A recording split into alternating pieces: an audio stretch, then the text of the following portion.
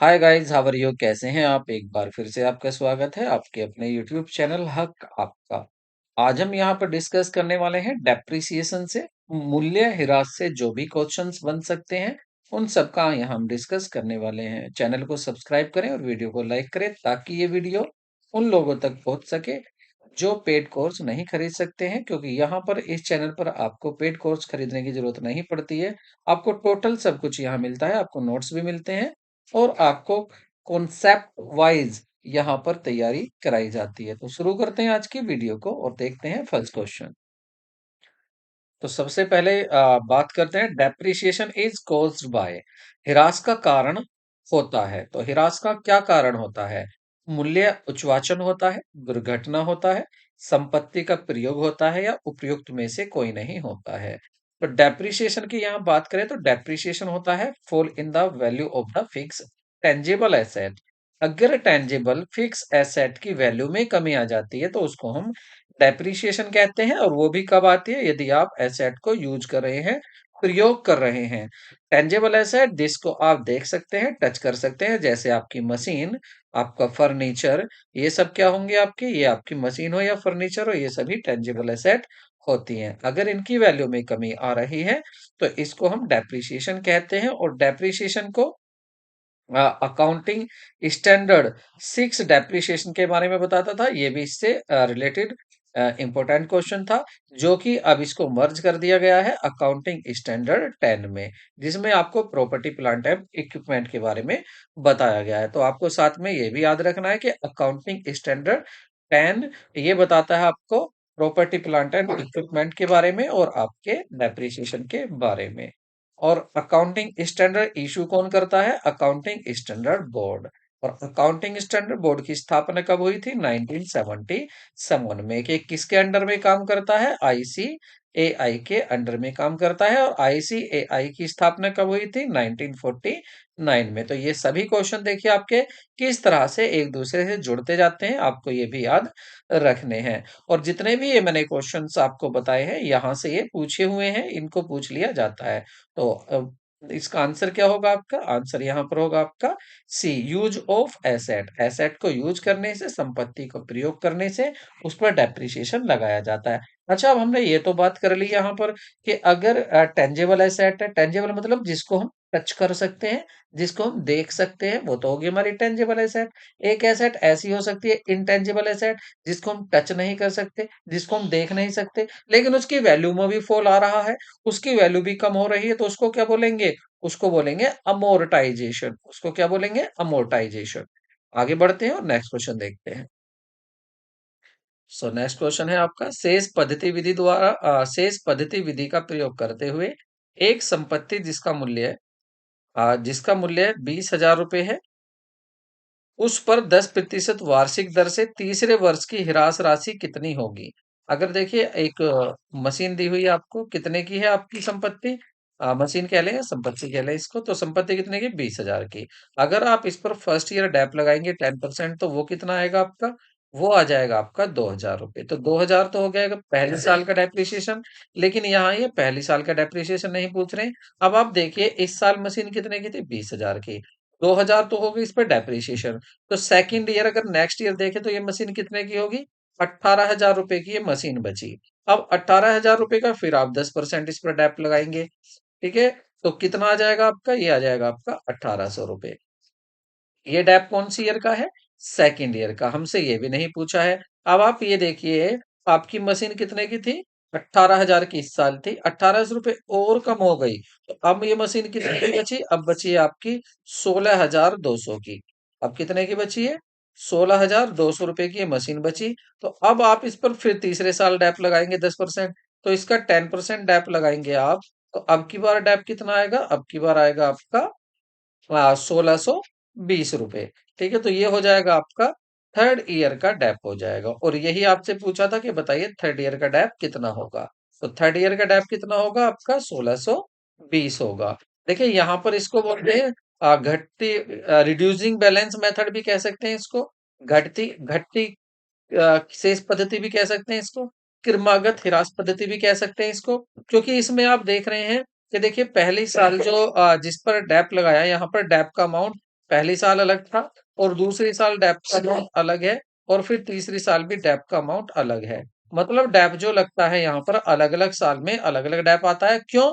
क्योंकि मशीन की value change होती जाती है। पहले मशीन कितने की मानी थी आपने? 20,000 की, उसके बाद 18,000 की और उसके बाद 16,200 की। लेकिन अगर यहाँ पर आप डेप्रिसिएशन केवल एक होती है fix instalment method, straight line value method. तो उसमें क्या होता है, अगर आपने एक बार 2,000 रुपए का डेप लगाया है तो हर साल आप 2,000 का ही डेप लगाते लगाते चले जाएंगे। वो होती है आपकी स्ट्रेट लाइन प्रभाग पद्धति। तो यहाँ पर आंसर क्या होगा आपका? 1620 होगा। नेक्स्ट क्वेश्चन देखते हैं। नेक्स्ट क्वेश्चन देखते हैं।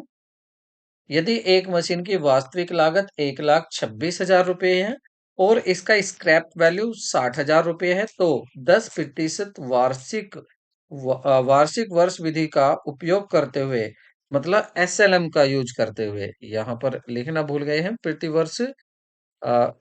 वर्ष एसएलएम।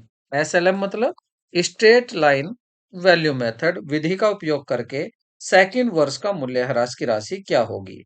तो देखिए फर्स्ट ईयर पर आप डेप, पहली बात आपको ये स्क्रैप वैल्यू का यहाँ फॉर्मूला यूज नहीं करना है, क्योंकि देखिए अगर डेप्रिसिएशन यहाँ पर निकालना होता तो उसका होता है आपका, जो भी आपकी कॉस्ट होती है उसमें से आप माइनस करते हैं स्क्रैप वैल्यू और उसके बाद जो भी लाइफ दी होती है एसेट की, उस सेट को डिवाइड करते हैं। लेकिन यहाँ पर ऐसा नहीं है, क्योंकि यहाँ आपको रेट दी हुई है 10%। तो आप 10% के अकॉर्डिंग इसको करेंगे।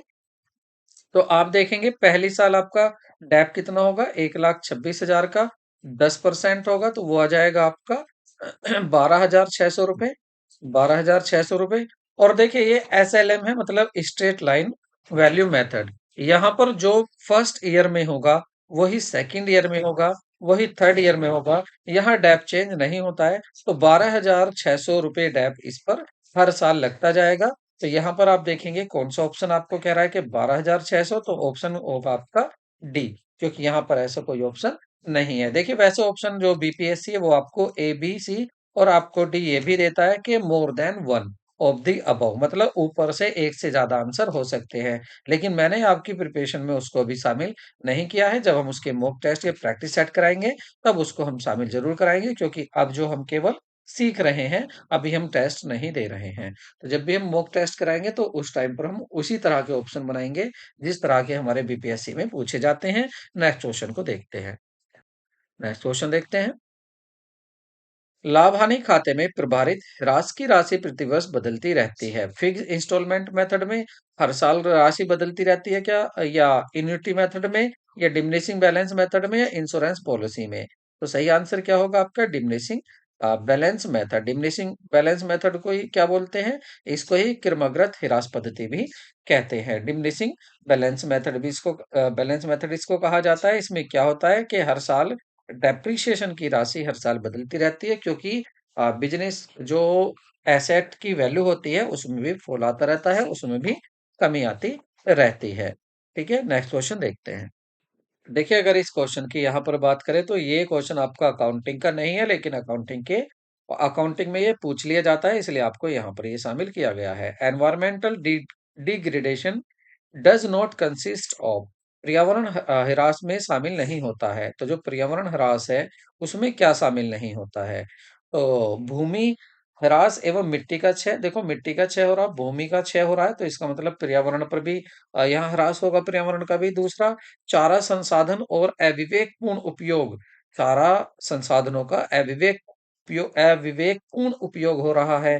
पारिस्थितिकीय ह्रास हो रहा है, तो इससे भी क्या होगा? पर्यावरण ह्रास होगा, पर्यावरण में कमी आएगी, पर्यावरण दूषित होगा। और बाढ़ से भी क्या आता है कि पर्यावरण में भी क्या आता है? इसका डिग्रेडेशन होता है। लेकिन इसमें लास्ट ऑप्शन क्या है? नन ऑफ द अबव, इनमें से कोई नहीं। इसका मतलब जितने भी ये सब थे, इनसे क्या होता है? पर्यावरण का ह्रास होता है। बट यहाँ पर ऑप्शन डी आपका करेक्ट होगा। इनमें से कोई ऐसा नहीं है जिससे पर्यावरण का ह्रास नहीं होता हो, सभी से होता है। नेक्स्ट देखते हैं। नेक्स्ट क्वेश्चन है आपका, डेप्रिसिएशन इज चार्ज ऑन। ह्रास जो लगाया जाता है, ह्रास कहाँ पर लगाया जाता है? चालू संपत्ति पर लगाया जाता है, स्थायी संपत्ति पर लगाया जाता है, अदृश्य संपत्ति पर लगाया जाता है, दृश्य संपत्ति पर लगाया जाता है। देखिए यहाँ पर आप आंसर क्या लेंगे यहाँ? अब आप देखेंगे विजिबल एसेट होती है, उस पर आपका डेप्रिसिएशन लगता है, और आपकी फिक्स एसेट पे भी डेप्रिसिएशन लगता है। अब यहाँ आप आंसर क्या लेंगे? देखिए, करंट पर तो हिरास नहीं लगता करंट एसेट पर, और इंटेंजिबल पर अमोर्टाइजेशन होता है, ठीक है? ये आपको याद रखना है। लेकिन आप सोचिए, देखिए फिक्स एसेट की बात हो रही है, फिक्स एसेट की किसकी बात हो रही है? Fix asset. और फिक्स एसेट के अंदर क्या आता है? फिक्स एसेट में आपका दोनों हो सकता है, अमोर्टाइजेशन भी हो सकता है और आपका डेप्रिसिएशन भी हो सकता है। तो यहाँ बात डेप्रिसिएशन की कह रही है, तो आपको वो ऑप्शन लेना है जिस पर केवल डेप्रिसिएशन ही चार्ज होगा। तो डेप्रिसिएशन किस पर चार्ज होगा? डेप्रिसिएशन होगा आपका टेंजिबल विजिबल एसेट पर, जो आपकी विजिबल फिक्स एसेट होती है। तो जो विजिबल फिक्स एसेट है उसी पर आपका क्या लगता है? डेप्रिसिएशन चार्ज होता है। इसका मतलब ऑप्शन डी सही होगा। नेक्स्ट क्वेश्चन देखते हैं। नेक्स्ट क्वेश्चन है, obsolescence means a fall in the value of which of the following. अप्रचलन का आशय निम्न में से किसके कारण हो सकता है? बाजार मूल्य में कमी आ गई हो, या भौतिक सीजन हो गया हो, या अन्वेषण हो गया हो, या समय के बीत जाना हो गया हो। तो ये ऑब्सोलेंस कब हो सकता है? जब समय बीत जाता है, जब आपका इनोवेशन हो जाता है, जब आपका, तो इसका आंसर होगा आपका इनोवेशन। यदि इनोवेशन हो जाता है, नई टेक्नोलॉजी आ जाती है, तो उससे क्या होता है? चीज अप्रचलित अप्रचलित हो जाती है। आपकी मशीन जो होगी पुरानी, वो अप्रचलित हो जाती है, यदि नई उसकी जगह पर आ जाती है या नई टेक्नोलॉजी आ जाती है। तो ऑब्सोलेंस का कारण क्या होगा? इनोवेशन, अन्वेषण। नेक्स्ट क्वेश्चन देखते हैं। नेक्स्ट क्वेश्चन आपका, निम्नलिखित में से कौन सी पद्धति अवक्षय पद्धति नहीं है? तो इसमें कौन सी पद्धति is is not depreciation method? Insurance policy method, diminishing return method, या आपकी sum of unit of the year method, या रिप्लेसमेंट ऑफ आपका कॉस्ट मेथड? तो देखिए, डिमिनिशिंग वैल्यू मेथड होता है, रिटर्न मेथड नहीं होता, डिमिनिशिंग रिटर्न नहीं होता। तो ऑप्शन आपका बी सही होगा। नेक्स्ट क्वेश्चन देखते हैं। सो नेक्स्ट क्वेश्चन, और वेरी वेरी इंपॉर्टेंट क्वेश्चन है। देखिए, इस तरह के क्वेश्चन अक्सर पूछ लिए जाते हैं, इसलिए इसको ध्यान से देखें। एक मशीन 10,000 रुपए में क्रय की गई है, और इसका संभावित जीवन काल वो 3 वर्ष का दिया था, तथा इसके जीवन के अंत में जो इसका पुस्तकीय मूल्य होगा वो 5,120 रुपए का होगा। ठीक है, इसको स्क्रैप वैल्यू कह सकते हैं। यदि हिरास की हिरासित शेष पद्धति द्वारा आधार पर की जाती है, हिरास कैसे लगता है? शेष विधि पर लगता है। तो ह्रास की दर क्या होगी? देखिए, इसमें अगर रेट ऑफ डेप्रिसिएशन का यहाँ फॉर्मूला देखें, तो वो होता है, आपको ये याद रखना है। इसके फॉर्मूले को आपको, ये होता है आपका 1 - S/C जोड़, और यहाँ पर होता है ये N। ठीक है, ब्रेकेट क्लोज इनटू 100। ठीक है, तो यहाँ पर R रेट ऑफ डेप्रिसिएशन है, 1 - अब S क्या है? S है आपका स्क्रैप वैल्यू। तो स्क्रैप वैल्यू कितनी है आपकी? 5,120। और कॉस्ट सी फॉर कॉस्ट कितनी है आपकी? 10,000। 10,000 रुपये में कॉस्ट क्रय की गई थी। और यहाँ पर अगर इसका अंडर देखें, एन एन मतलब कितने साल की है ये, तो इसका जीवन जो है वो 3 साल का है। ठीक है, उसके बाद 100 की आप मल्टीप्लाई करेंगे। यहाँ पर आप इसको 0 से 0 कट कर देंगे, और आप देखेंगे कि देखिए, यहाँ तो 10 की पावर 3 हो जाएगा, और यहाँ 8 की पावर हो जाएगा। ठीक है, 8 8 तो आप इसको देखेंगे तो ये हो जाएगा आपका 8 की अगर आप, सॉरी, इसका जो 512 है, तो इसका भी क्या क्यूब रूट कर लेंगे? इसका भी क्या कर लेंगे आप? क्यूब रूट कर लेंगे। तो इसका क्यूब रूट आ जाएगा यहाँ पर, तो आप इसको देखेंगे कि यहाँ आ जाएगा आपका 1 - 1 - और यहाँ पर हो जाएगा अंडर, ये हो जाएगा आपका 8 8, और नीचे आ जाएगा 10। इनकी पावर क्या आ जाएगा? ये आ जाएगा आपका 3। ठीक है, और यहाँ पर भी कितना है? यहाँ पर भी 3 है।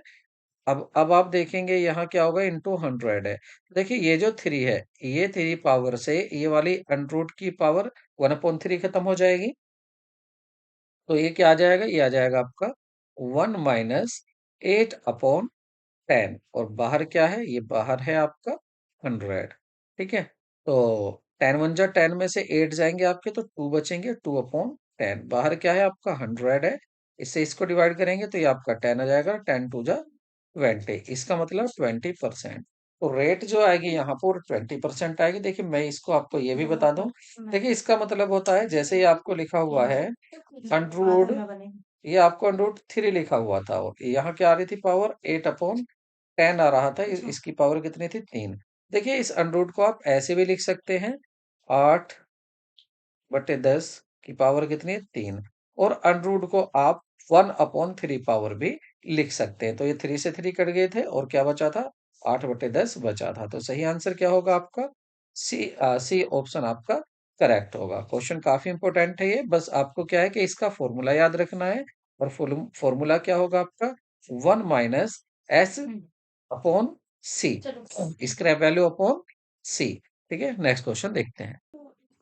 नेक्स्ट क्वेश्चन आपका काफी इंपोर्टेंट क्वेश्चन है, इसको ध्यान से देखिए। देखिए यदि कह रहे 60,000 रुपए की शुद्ध संपत्ति के प्रतिफल में विक्रेताओं को 80,000 रुपए के पूर्वदत्त अंश निर्गमित किए जाते हैं, तो ये जो आप 80,000 रुपए के फालतू में जा रहे हैं, इसको आप क्या कहेंगे?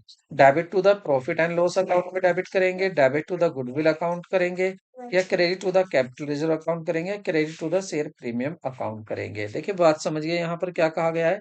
देखिए जब आप एसेट खरीदते हैं, तो जब आप एसेट खरीदते हैं या किसी का बिजनेस खरीदते हैं, तो आप एंट्री क्या बनाते हैं? एसेट अकाउंट आप डेबिट करते हैं और साथ में आप करते हैं टू जो भी परचेज कंसिडरेशन होता है, मतलब जो भी वेंडर से जितने का भी आपने चीज खरीदी है, वेंडर को जितना भी पैसा देना है उसको आप यहाँ पर लिख देते हैं। ठीक है, तो आपने वेंडर से यहाँ एसेट खरीदी है 60,000 रुपए की। एसेट कितने की खरीदी है? 60,000 रुपए की। और बदले में आप उसको कितना पैसा दे रहे हैं? आप 80,000 रुपए कंसिडरेशन कर रहे हैं, 20,000 रुपए फालतू। तो ये क्यों दे रहे हैं? क्योंकि देखिए जब आपका आप देखते हैं कि आपकी क्रेडिट साइड तो ज्यादा आती है, डेबिट साइड कम आती है, और तो यहाँ पर क्या होता है? यहाँ पर गुडविल होता है। क्या होता है? यहाँ पर गुडविल होता है, जो क्वेश्चन में नहीं दिया होता। तो यहाँ गुडविल अकाउंट डेबिट भी है कितने का? 20,000 का। इसका मतलब आपने गुडविल भी खरीदी है। लेकिन इसका अपोजिट ऐसा भी हो सकता है कि आपने एसेट खरीदी, ऐसा भी क्वेश्चन आता है कि एसेट तो खरीदी आपने 60,000 की, और आप जो यहाँ पर दे रहे हैं उसको कंसिडरेशन हुआ है वेंडर के साथ, वो आपका वेंडर के साथ हुआ है आपका कुल 40,000 का। तो बाकी यहाँ क्या होता है? तो उसको यहाँ पर कैपिटल रिजर्व कहते हैं। तो यहाँ पर क्या होगा आपका? यहाँ पर आपको पहले वाला पूछा गया क्या होगा? गुडविल। तो इसको गुडविल अकाउंट में डेबिटेड कर देते हैं। तो ऑप्शन क्या होगा आपका? बी ऑप्शन बिल्कुल सही होगा। नेक्स्ट क्वेश्चन देखते हैं। नेक्स्ट इंपॉर्टेंट क्वेश्चन है आपका, निम्नलिखित में से कौन सी निम्नलिखित में से कौन सी मूल्य ह्रास पद्धति कोयले की खान हेतु सर्वाधिक उपयुक्त की जाती है? तो कोयले की खान में सबसे ज्यादा जो उपयुक्त होती है वो कौन सी है? डिक्लाइंग बैलेंस मेथड होती है, घटता शेष विधि, या अवक्षय विधि, टैपुलेशन मेथड होता है, फिक्स इंस्टॉलमेंट मेथड होता है, या ईयर सम मेथड होता है? तो सही आंसर होगा आपका ऑप्शन बी, एप्लेशन मेथड। इसको आपको याद रखना है क्योंकि ये क्वेश्चन वेरी इंपॉर्टेंट है और कितनी बार ये क्वेश्चन पूछा भी जा चुका है, और इसके अब फोर में भी पूछे जाने की संभावना है। तो इस क्वेश्चन को आप अच्छे से तैयार कर ले। नेक्स्ट क्वेश्चन है आपका, खनिज जमाव की दशा में ह्रास की सर्वश्रेष्ठ नीति कौन सी है? Which of the best policy of depletion in the case of mineral deposits? Zeroing, शून्यकरण, रिवोल्यूशन, या एन्युटी, या नन ऑफ दी अबव? तो सही होगी आपकी एन्युटी। एन्युटी सबके इनके लिए बेस्ट होती है। नेक्स्ट क्वेश्चन देखते हैं, कर दूं। नेक्स्ट क्वेश्चन आपका, the depletion term is use to relation to. तो रिक्तीकरण शब्द का प्रयोग किसके संदर्भ में किया जाता है? तो देखिए वैसे तो ये जो किया जाता है वो नेचुरल रिसोर्सेज के लिए किया जाता है, कि अगर नेचुरल रिसोर्सेज की वैल्यू कम हो रही है, तो यहाँ पर फिक्स एसेट को नहीं ले सकते, यहाँ पर करंट एसेट को नहीं ले सकते, इंटेंजिबल एसेट को नहीं ले सकते, लेकिन यहाँ वेस्टिंग एसेट कह सकते हैं, मतलब नाशवान संपत्ति। ऐसी संपत्ति जिसका नाश होता जा रहा है, जिसमें कमी होती जा रही है, तो ये नेचुरल रिसोर्सेज से कहीं ना कहीं रिलेटेड है। ये ऑप्शन मैंने इसलिए आपको इजी नहीं दिया क्योंकि ऐसा ही क्वेश्चन देता है। तो आप इसका आंसर क्या देंगे? तो आंसर आपका बी होगा। नेक्स्ट क्वेश्चन देखते हैं। नेक्स्ट क्वेश्चन देखते हैं यहाँ पर। देखिए पूछा गया है, हिरास का प्रावधान करने का उद्देश्य होता है। आप हिरास का जो प्रावधान कर रहे हैं, पर्पज क्या है आपका डेप्रिसिएशन लगाने का? तो पहला, संपत्तियों के पुस्तक मूल्य को उनके बाजार के मूल्य तक प्रत्येक वर्ष कम करना होता है। नहीं, ये नहीं है। दूसरा, आयकर सम तथा संपत्ति आयकर तथा संपत्ति का कर बचाना होता है। आयकर या संपत्ति कर बचाने के लिए इसलिए डेप्रिसिएशन नहीं लगाया जाता, ये भी गलत है। स्थायी संपत्ति को जितना जल्दी संभाव्य हो शून्य मूल्य तक कम करना, ये भी नहीं है। तो एक ही बचा ऑप्शन, क्या करें, स्थायी संपत्ति की लागत को कार्यशील जीवन पर आवंटित करना। जैसे आप क्या करते हैं, मान लेते हैं आपने 1 लाख रुपए की मशीन खरीदी है और 1 लाख रुपए को आप समझ रहे आप सोच के चलते हैं कि ये मशीन जो चलेगी 10 वर्ष तक चलेगी। तो इसका मतलब आप जो आज आज आपने जो खर्चा किया है, ये 1 लाख रुपए का जो आपने खर्चा किया है, तो ये तो आपका खर्चा 10 साल तक काम करेगा, तो ये तो 10 साल तक का खर्चा हुआ। तो इसको 10 जगह बांट लो। तो जब इसको 10 जगह बांटोगे तो 1 साल पे कितना आएगा, 1 लाख रुपए। इसका मतलब 1 लाख रुपए आप हर साल इसको रिटर्न ऑफ कीजिए। तो हर साल इसका मतलब 10 साल तक इसको रिटर्न ऑफ करना। तो ये कैसा खर्चा हो गया, जो 1 साल खत्म नहीं होना, ये 10 साल तक चलना है। इसलिए क्या करते हैं, इसको संपत्ति का जो भी लागत होती है उसको उसका जो कार्यशील जीवन है, मतलब संपत्ति जितने साल तक कार्य करेगी उसमें इसको हम बांट देते हैं। तो सही आंसर क्या होगा आपका, डी ऑप्शन करेक्ट होगा। नेक्स्ट क्वेश्चन देखते हैं। और नेक्स्ट है आपका, recording of decline in the value of the patent, copyright, goodwill is called as. Patent, copyright और ख्याति के मूल्य में आने वाली कमी का लेखा करने को कहते हैं। क्या उसको डेप्रिसिएशन कहेंगे, जो उसकी मूल्य में कमी आ रही है कॉपीराइट के या आपके गुडविल के, या अमोर्टाइजेशन कहेंगे, डेप्लेशन कहेंगे, या इनमें से कुछ नहीं। देखिए मैंने शुरू में ही बताया था, फिक्स एसेट आपकी कितनी तरह की है, 2 तरह की फिक्स एसेट आपकी। एक है आपकी टेंजिबल एसेट और एक है आपकी इंटेंजिबल एसेट। जो टेंजिबल एसेट है उसकी वैल्यू में जो कमी आती है उसको हम डेप्रिसिएशन कहते हैं, और जो इंटेंजिबल वैल्यू है उसकी वैल्यू में अगर कमी आती है तो उसको हम अमोर्टाइजेशन कहते हैं। तो आंसर आपका क्या आ जाएगा, अमोर्टाइजेशन आ जाएगा। तो देखिए कितने कम समय में आपके इतने अधिक क्वेश्चंस हो गए हैं। और आई होप आपको वीडियो अच्छी लगी होगी। जाने से पहले वीडियो को लाइक करें, इतना लाइक करें वीडियो को ताकि ये उन लोगों तक पहुंच जाए जो पेड कोर्स नहीं खरीद सकते हैं। तो इस चैनल का बनाने का उद्देश्य पूरा हो जाएगा। मिलते हैं नेक्स्ट वीडियो में। Take care, bye bye.